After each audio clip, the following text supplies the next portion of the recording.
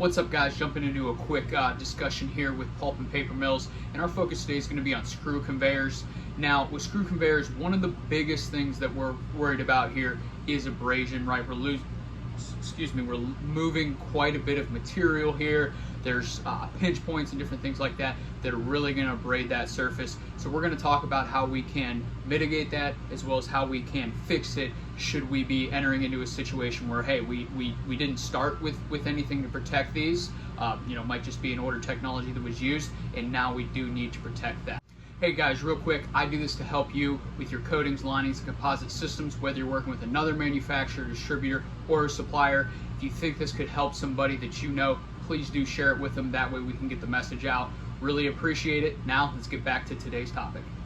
So jumping into it, the first thing is, let's say, hey, we got a new screw conveyor and we want to put this in and we want to extend that for the long term. What we would recommend would be to do a thin film ceramic coating on that. If we have some more tolerance, we may step up into a paste grade. Just, again, if we don't have the tolerances there, if 1 inch is good for a coating thickness, then 2 inches would be even better, because with abrasion, it's what is your wear rate. So the thicker material, the longer it's going to last.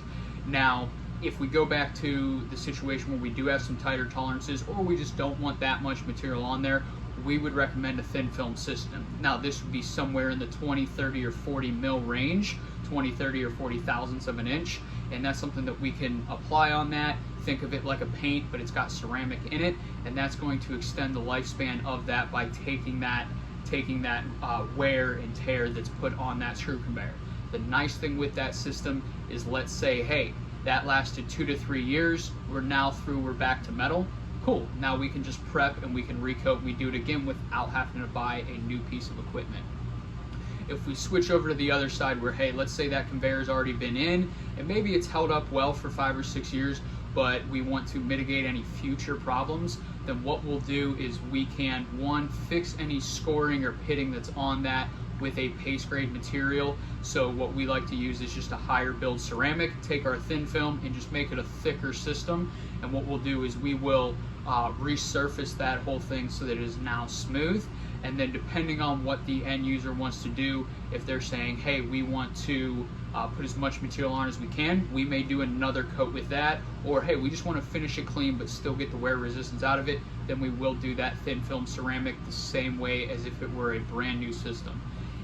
So to recap real quick, with these screw conveyors, it's a lot of abrasion, not so much impact, but a lot of pinch points where you can get some scoring. So if it's a new system, we'll just most predominantly do a thin film coating to protect that. If it's an older system where we have to do some surface corrections for imperfections, scoring, things like that, we'll do a paste grade, and then we'll top coat with the thin film system. So appreciate you guys coming out and checking this video out. If you have any questions, comments, experiences, drop a comment down below and I will get to you as soon as I can. Godspeed.